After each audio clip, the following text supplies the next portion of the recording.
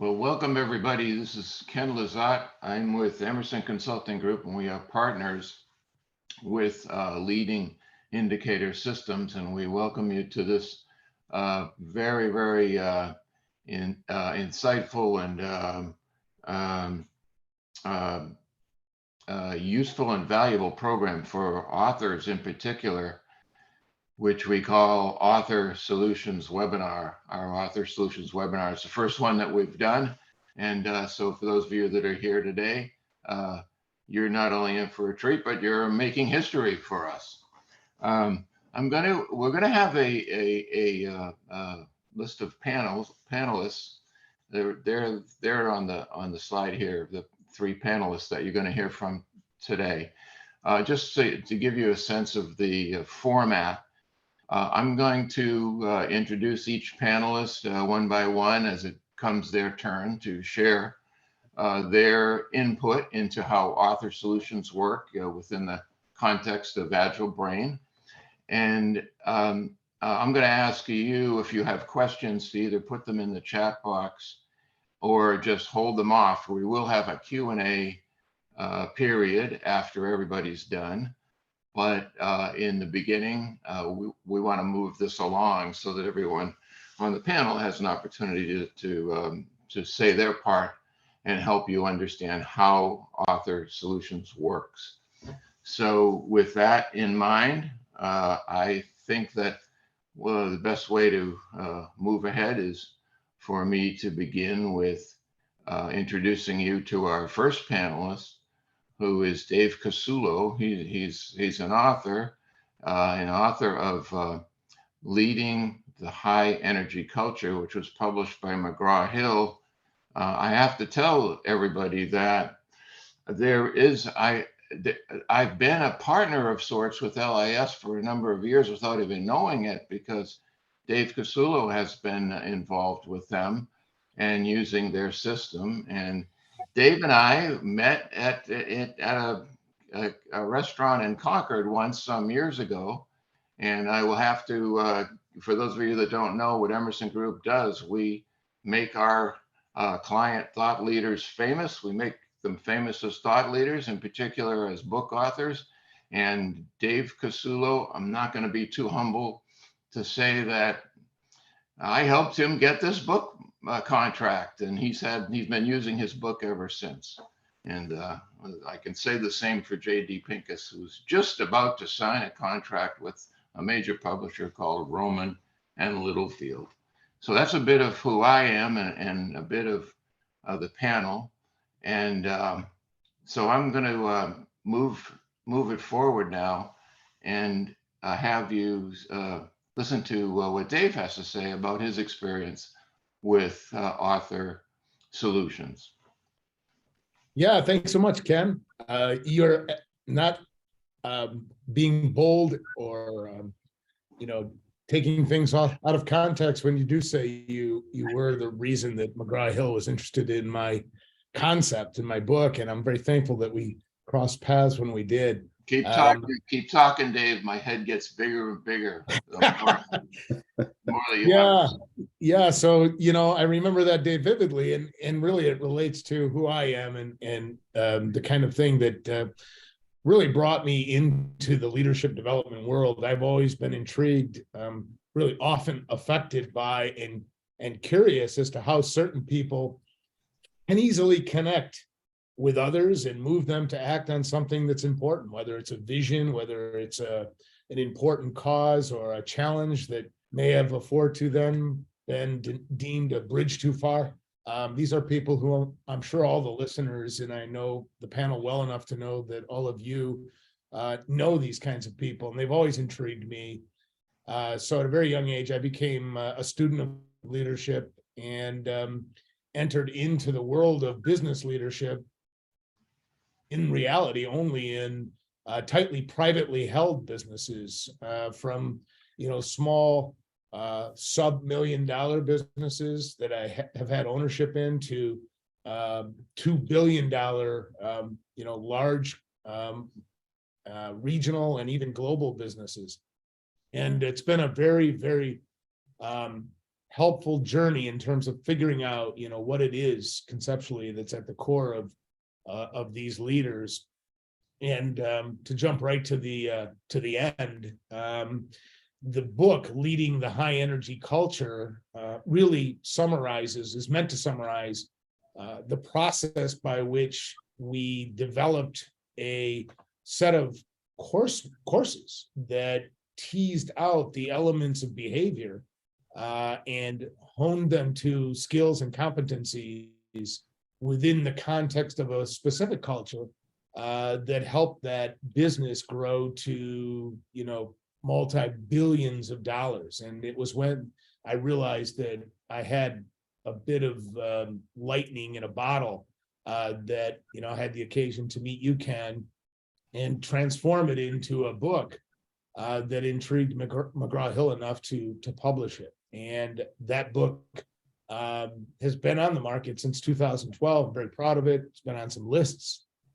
And that methodology has served many people very well, frankly, globally. And I'm delighted that at some point we were able to then support the concept with some visual cues that I think bring to light what I learned early on were more easily done in person, in real time. There's a dialogic that sort of creates really an unplanned path to figuring out what matters, which you see at the nexus of the three circles there in that Venn diagram. That is really an important component of the really three legs to the stool that is the secret sauce behind the theory and the concept that I'm talking about. Leaders who are most effective and influential and able to connect with other human beings or groups of human beings in a way that marshals action are really themselves clear on what's important to them professionally, personally, and aspirationally. And to tease that out took some time to figure out how to do that in person. The challenge became, if you want to sustain a growth model, we had to figure out how to bring that into the context of the virtual. And this is kind of where LIS came into play, not kind of, this is absolutely where LIS came into play with the quiz. And the quiz, along with some people who I've worked with extensively on my team, one of them is, I think on the call, Sarah Revesey, really helped bring this to a place virtually where the science of assessments comes into play, but also maintains the dialogic aspect that really teases out something that is really vivid visually in the form of the quiz results to help the person who takes the assessment really get enough information, get informed about how clear they really are on the what matters continuum. And that then becomes the element of a process of helping them understand where they can take it from there. It teases out sort of curiosity. The visual report is beautiful and really simple, so people understand it. The curiosity brings about some detailed questioning that really causes someone who's taken it to want to seek out Denelli partners, me, someone on my team, to really interpret and help them then take it to the next level. So the whole process is. So Dave, let me ask you this, Dave. What this does is it expands the experience of the readers of your book, so that it also makes a connection with you more directly. Does that sound like what the What Matters process offers? Yes, what you're describing is really, I think, as a book author, I've learned the hard way. When you are writing a book, and you're a novice, like I was when I first met you, you think you're writing it to the masses, right? To the global sort of community that's going to read your book. You want it to be the next 7 habits of highly effective people, and millions of people generationally are going to read it. Well, the reality is that I learned pretty quickly is that you're really writing to one person, and that's the person reading the book. And in terms of my concept, connectivity and sort of getting more deeply connected to someone in a way where you move them and they begin to want to develop themselves to become more influential in the context of business or wherever it is that they choose to play. I had to really begin to focus on how do I make that connection in a way that creates curiosity and creates a desire to connect with me or Dinelli as the experts, and that's exactly what this process did.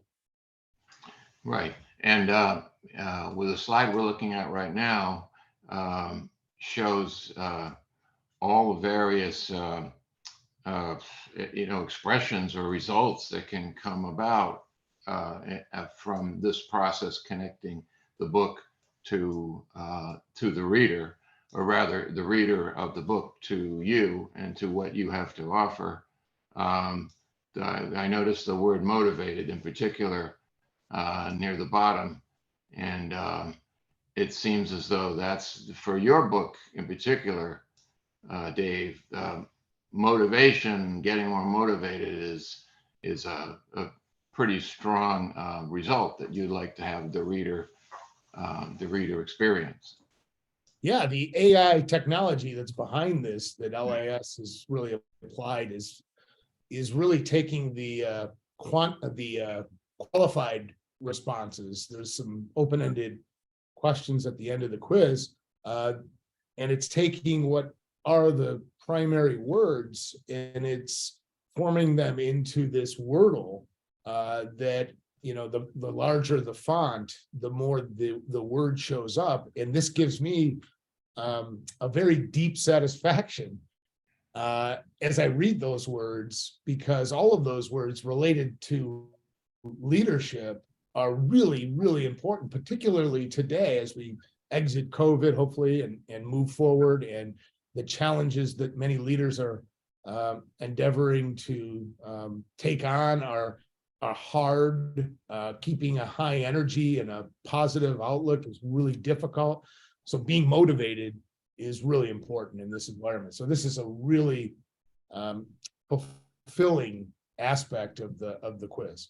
Yeah, it's the kind of feedback you can't get just by trying to get feedback from one reader or another. You get a full bodied kind of feedback from a wide range of readers to your book.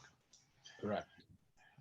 Great. Okay. Now I could go right into JD, who is also an author. But before I do, I think it really would be useful for us to look at the real brains of this whole process. Dave was mentioning, the term AI, which is all we hear these days. But AI has nothing on our next panelist, Bill Nolan. Bill is responsible for the development of much of this. And so I'd like to have his take on what Dave has been commenting on, as well as the concept of psychometrics. I'm not completely sure, Bill, what psychometrics means.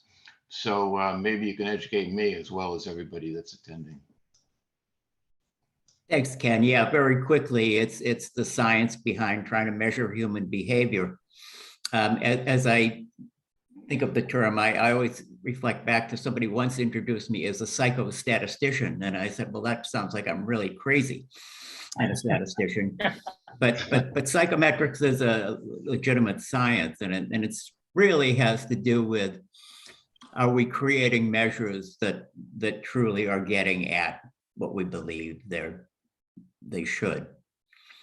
So in terms of these author solutions that we do, what we look to do is come up with structured activities that generally take the form of a quiz or exercise. And that immediately presents you with a challenge with this audience, and that is that you've got to get people intrigued right away. So you've got to bring them in, and Dave referred to the visuals. I mean, we use a lot of visual imagery in not only as stimulus or stimuli in assessments, but just to make them appealing to people. I mean, these need to be fun and engaging experiences, or we're not going to get anywhere. So to do that, and part of that, let me just interrupt you for a second, Sure. Bill. And part of that is to also differentiate, or let's put it this way. Part of that is that it ends up differentiating this process from a lot of the standard similar assessments that have been around for a long time. There's something very different about the way this works, isn't there? yeah, and I think that has to be the case, Ken, or we don't get people to go along with it. I mean, nobody has to complete this exercise. So, you've got to get people something that's appealing to them. And the promise has to be that they're going to get something back that's meaningful. And I think, with the What Matters quiz, we've done that. People are getting, an intriguing image of that nexus point, which, that was part of what we developed along with Dave and Sarah. But it involved really teasing out a model from the book and Dave's thoughts, and then taking that and instantiating it with a kind of exercise, and we didn't do I think if we'd given people one of these standard strongly agree, strongly disagree kinds of surveys, we would have lost them early on down in this stream. So we've got them intrigued, and they get great feedback. They get feedback based on that graphic. They get feedback that has numerical integrity, and they get feedback that's qualitative. I mean, there are responses in there that they're getting that are really instructive and suggestions based on their results. And I think that's really helpful for people. Yeah. Well, did this come about, by the way, because you had observed that there was something lacking in a lot of the more traditional, conventional, I should say, assessments? Oh, yeah. I mean, I can go long form on that, and I won't do that today, but I think that a lot of assessments, people don't really know what they're measuring. I think that they don't push it to make sure that they're validated, let alone reliable measures. But I also think that they're asking people things that, Alan Edwards used to talk about fakeability and in questionnaires like this, and you can sort of paint a picture as you'd want. We hope we're getting around a lot of that. Okay, great, good.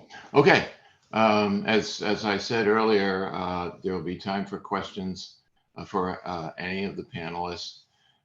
But what I want to do now is move on to J.D. Pincus, who's been involved with John Penrose. By the way, I didn't get a chance to say that John Penrose, you could give a wave, John, and you could give everybody a big smile. And he's really the brains of the outfit, the guy that brings in the money. I mean, basically. So he's here with us. But helping him with that, particularly in the intellectual department, is J.D. Pincus, who, in the interest of mine not being any more humble than, or less humble, or more or less humble than I was with Dave, I have helped J.D. Pincus, he's nodding, I have helped him land a contract with a major publisher named Rowman and Littlefield. And I am sitting here waiting for him to sign the contract. I know he's going to do it today because I'm shaming him in front of everybody else. I got news for you, Ken. It is signed. No. Everybody applaud. Very good. Okay, JD, tell us from your point of view, what frankly, what this will mean to you to go forward Sure. with the book that you've been working on and will continue to work on. Absolutely. So yeah, I've been publishing for a long time, but it tends to have been kind of peer-reviewed academic articles. I came out of a social psychology program, and I came out of it at a time when everything was very cognitively focused. So it's all about what you think and the sort of information processing view of the world. First, you get the idea, and then your brain works on the idea, and it changes the idea, and it remembers these things, and then you make a decision based on what you're thinking consciously. What happened was I realized that emotions and motivations actually mattered a whole lot more than what you were consciously thinking about right now. It could actually explain a lot of your behavior, and that led me to kind of start exploring that idea in academic publishing. Which is, I think, even though I was working in a kind of commercial space, I really believed that that was an important foundation, especially if you were going to end up trying to popularize your ideas later. So I kind of did some of the original Spade work, in that kind of more constrained environment where you're kind of, people are making sure that you're citing all your sources and then you're not making any outrageous claims and everything is documented. So did all that, and I continue to do that. But over the last year, John really encouraged me to write these thoughts up into a book, book for the masses, or as Dave would say, the book for the individual reader, one at a time, to kind of explain these ideas, in a way that was, not too technical, not too, scholarly, but would kind of get the ideas out there. So that's what I did. Worked with Ken. He's been fantastic. He got me my contract, which I just signed, and we're really excited, to keep this journey going. So the place where this connects back to Author Solutions is the assessment is really critical to the book's content. The assessment that LIS developed for my author solution is really unique in that it uses images instead of words as the stimuli that people react to. So what people see when they take this quiz is they see images, and that's all you do is select images. The images are tied to a model of motivation.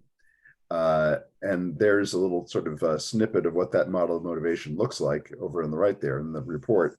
Essentially what it is it was kind of an ambitious idea to say that, there's a lot of theories of motivation out there, and wouldn't it be cool if we could have one sort of meta theory that would make sense out of all of them? And we did that by basically positing that there are different domains of life, the sort of the social domain, there's the self domain, there's the material domain and the spiritual domain. And that wasn't, taking our words for it. That was coming out of a big literature review of 13 different systems of philosophy and religion and psychology that basically said that these are the 4 domains of life. And then borrowing Aristotle's insight that there are 3 modes of existence, sort of a foundational, experiential, and aspirational mode. And by crossing those 2, we ended up with these 12 cells, these 12 separate emotional needs that people have. So these images that we're using in the assessment are tied one-to-one to the concepts in that model. So there's an image, for instance, that represents the positive need to express a higher purpose, or the positive need to want to feel more safe, or a negative need to want to not feel trapped. It's sort of the opposite of autonomy. And you can kind of see the images flashing on the screen here. What we're doing in this technique is measuring which images people pick, and then kind of assigning them back to the categories they come from. But we're also measuring the latency of their response, so how quickly they pick them relative to their average speed. So it scales to each individual respondent. The cool thing about that is it's an assessment that's very unlike any other assessments that are out there. And it really kind of gives a very penetrating and interesting view of exactly what someone's emotional needs are at any given time with regard to any given, thing that they're thinking about, whether it's their work or their most important relationships or the direction they're going in life. We can vary all those things and get this report. And again, as Bill mentioned, it instantly generates these reports. So, as soon as you click submit, the report pops up and there's the report right in front of you. And you can dive into the details of exactly what it is that you're looking for in life. What are the sort of, tensions? What are some of the areas in which you want to give a little more focus? So it's been really cool. And I think it really helps to kind of propel the book forward, or it will when the book actually comes out next year. But the idea that, without that assessment, it wouldn't be nearly as powerful. It would just be the ideas without their sort of instantiation right in front of you. Great. When I first got together with LIS, I took this assessment, and what I found about it was that, first of all, it's kind of fun and enjoyable, as opposed to like going through a long checklist of questions and linear answers and multiple choice and all that stuff. I didn't want to go back to PSAT period of life. So, and it doesn't bring you back to that. It's kind of fun. It's stimulating. But what I also experienced, and I told JD this afterwards, and this goes back to Dave and the motivation in particular sticking out, is that while I feel like I learned something about myself, it actually got me thinking about that in a more expansive way. And I got thinking about, I don't know, that I extrapolated from it, or I expanded on it or something. And it got me in a process of actually thinking about how, next steps in my life might be more motivating and helping with goal setting and things of that nature. So it was, from my point of view, it was definitely an experience that went beyond the actual taking of the assessment. So we are at the Q&A slide, which means that for those of you that have come to attend this webinar, we can now open the doors and let you in and into a dialogue with our panelists. I can't see the attendees, so I don't know how really to call on them, but if there is I see some entries into the chat box. Oh, John and I can see them. Okay, then if somebody else wants to take over. Yeah, I can. Can you hear me? Yeah, I can hear you. Yeah. Yeah. There's a question here that is one thing seems to be apparent is that you guys really like images. Can you talk to that a little bit? That sounds like probably a question for Bill. Sure, happy to do that. Yeah, well, the human brain processes images much faster than any kind of text that we interpret. I just found an interesting figure coming out of industry. The 3M actually ran a study, and we process images 60,000 times more efficiently than text. So images are a great way of getting at, underlying emotion. And the technique that we're using here is actually based on a particular time course that we're able to use imagery in a way that helps us sort of start to remove that gauze of cognitive filter. So yeah, we like images a lot, and we try to use imagery in a lot of our assessment. one can, because as you said, it's more enjoyable. I mean, it's different. It's not strongly agree, strongly disagree, or I do that frequently or infrequently. And I think we're able to get at things with the Agile Brain Assessment that you can't get any other way. Okay. There's a follow-on question here from one of the guests. What are your thoughts about using videos instead of or in addition to images? I guess that's for Bill too. Yeah, I think video is a phenomenon that you'd have to look at. I mean, we've used video. Our survey platform supports video, and Dave didn't use it, but one of Dave's partners used it in an assessment there. We included animation, but that makes you process the story. And that's now going over to much more of a cognitive activity. Not that, we couldn't use it that way, but for the purposes of getting underlying motivation, I think we're right on with the images the way they are. I think to use video would start to make other cognitive demands.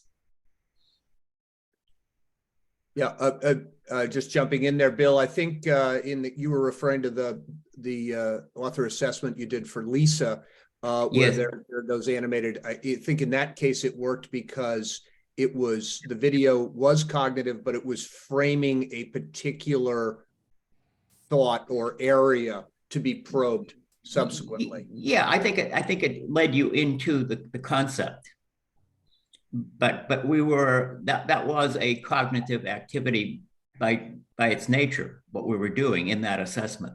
So yeah, there it worked, but it was more to involve the individual than to be the basis for the action, thus the motive. Yeah. That was a great question about video. I know that the tech team worked pretty hard to make sure that video rendered and played correctly in a whole range of different formats. So video can be powerful, but it also can be challenging, and also that's another thing to consider, John. Ken, you're looking for more questions. We've got a couple more here. Interested in knowing what it was like to work with Bill and the team. I guess either JD or Dave, maybe Dave could jump in on that.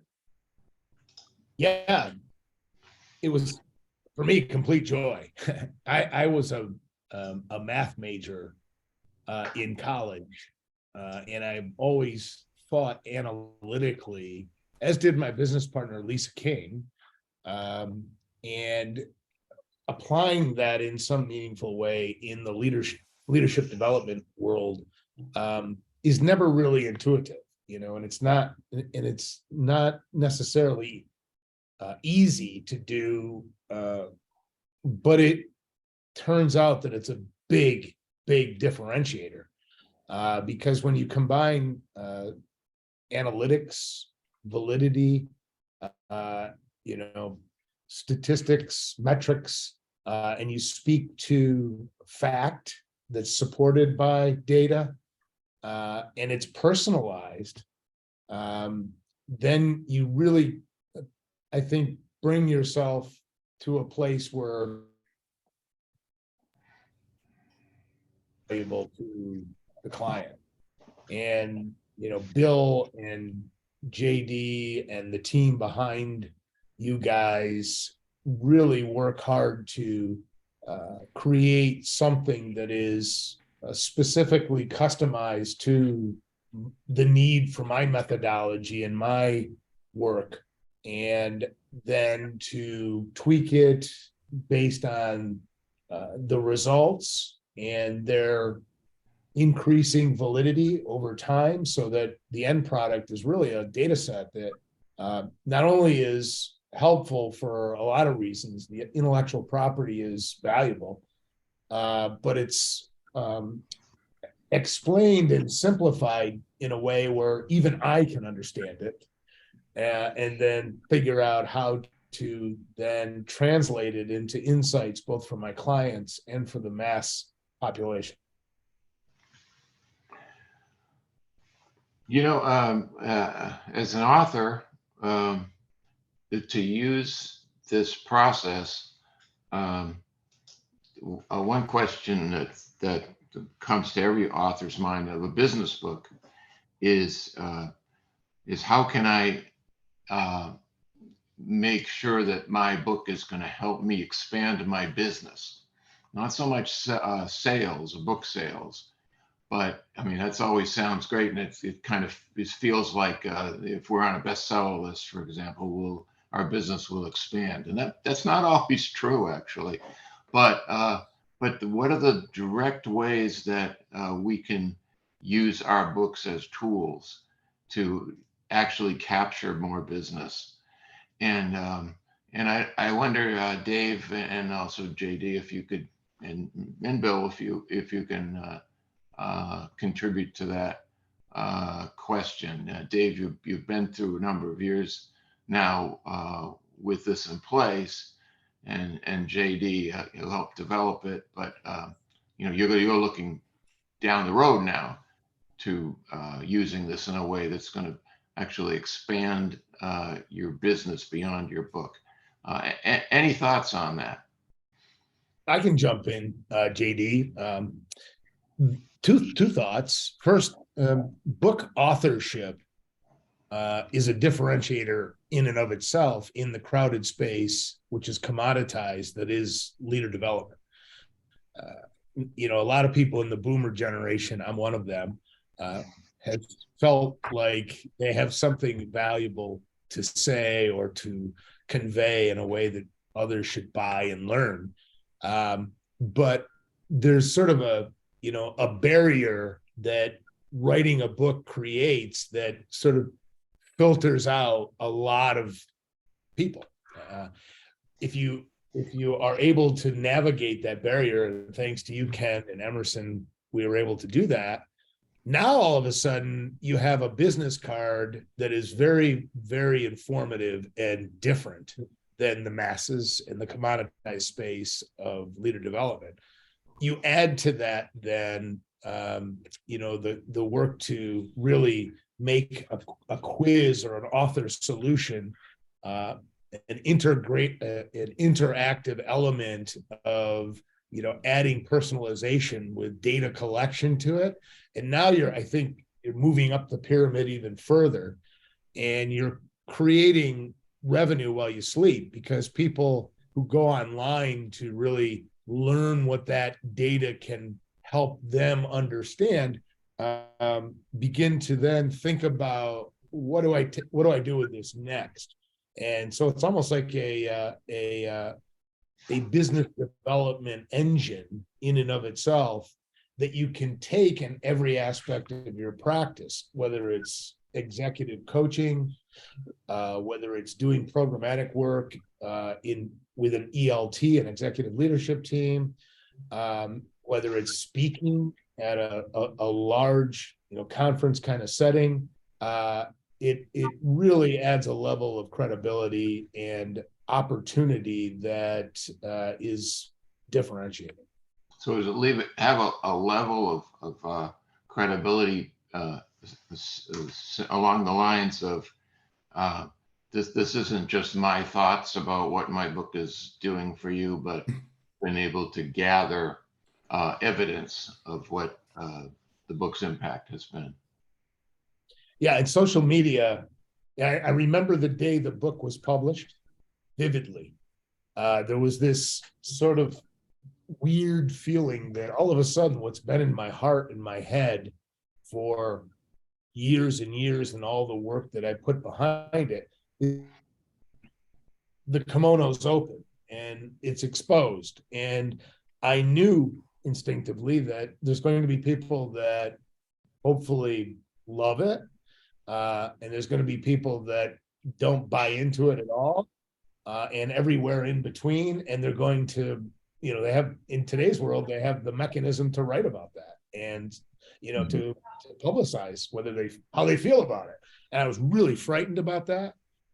Thankfully, it's turned out that, you know, the response has been very favorable, and that has just magnified by some factor, you know, the effective, you know, impact of the book and the quiz.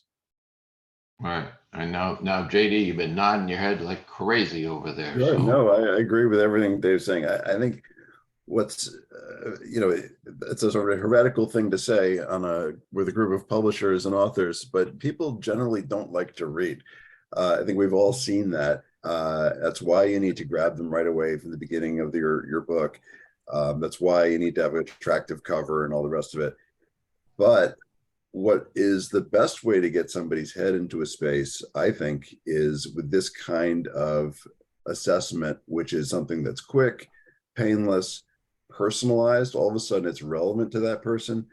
And what's been fascinating about using the Agile Brain technique, you know, kind of as a sales tool is, you know, people, they, first of all, they just love the experience. They love the fact that it's kind of giving them something that's like, it's hard to express consciously, rationally. It's getting at sort of their subconscious emotional issues and needs.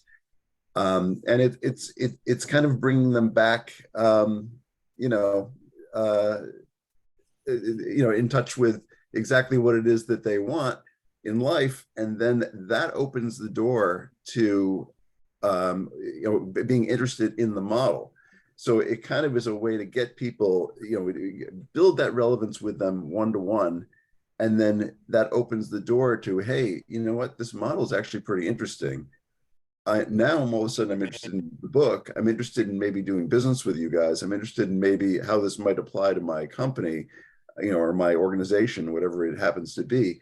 But there's that going from that sort of immediacy and relevance at the personal level up the ladder to kind of an appreciation for the structure of it and how it might actually be helpful to them. So they actually want to do business with you. So it's not, you know, if you start with the book, I think, you know, it's tough to get people to kind of, you know, be motivated enough to crack the book open, start reading, you know, distill, you know, what it all means to them and apply it. That's a lot to ask for people who have limited time. But I think, you know, starting with an assessment is a way to kind of basically finesse that whole problem and get people right to, you know, the meat of the issue. okay, Bill, you got anything you want to jump in and throw out to this? Just as a small point that I think one of the additional benefits of, for example, the What Matters quiz is that we're getting ongoing data. And it gives you food for thought. And we've got a good model. I mean, you know, based on Dave's framework in this case. But so I'm sitting back here just wondering to myself, why with the current data trend, why do we have at the aspirational level within we look at things intellectually, emotionally, and physically. Why is the challenge there seem to be greatest with aspirational intellectual? What is that? And I think there's an answer to that, and that is you know, the challenge is one that is very top of mind for a lot of people in terms of moving forward. So I think it's just another great source of ongoing insight. Yeah, that I can add to that if it's okay. Yeah. I think anecdotally, in the context of executive coaching, which is one context where this quiz and the results really play an important role. You know, when we dig a little deeper, which again, this creates a dialogue that might not have otherwise occurred. When you have the data in a report in front of you and you're sort of walking the client through it, you know, it turns out that most of the people that I talk with, and these are high-level executives, some of them in really big companies, haven't thought about aspirational and what matters to them, what needs doing in the world cognitively, right? And that to me is an opportunity cost, because you got some very smart people who are very successful, clearly, and they can sort of pivot their gaze, if they choose to something that needs doing in the world that they are impassioned about.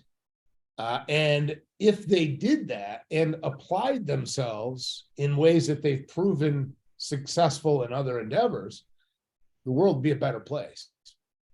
It's a shame. Okay. That was actually, we were trying to address a question by Rich Layton, who is attending today. And Rich, did that answer your question, or do you have anything more? If you want to either chat or say it live. What's the range of the investment required, Ken? I think is what he has left. I'll turn that over to John. Oh, yeah, I apologize that I managed to skip right over that. I apologize. Yeah, so it depends on the complexity of the task, the design and desires of the author. But generally speaking, we do an author solution for kind of $20,000. That includes the one-time design of both the assessment and the of the results on the back end. It includes hosting and support of the assessment on the LIS platform.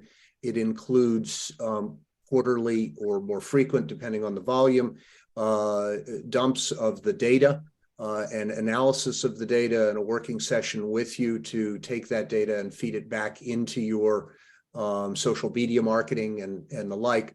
And then the ongoing hosting support after the initial 2-year period of the engagement drops quite considerably. It's in the range of about $2,500 to $5,000 a year, depending on whether you want just the hosting and support or whether you also want the data analytics.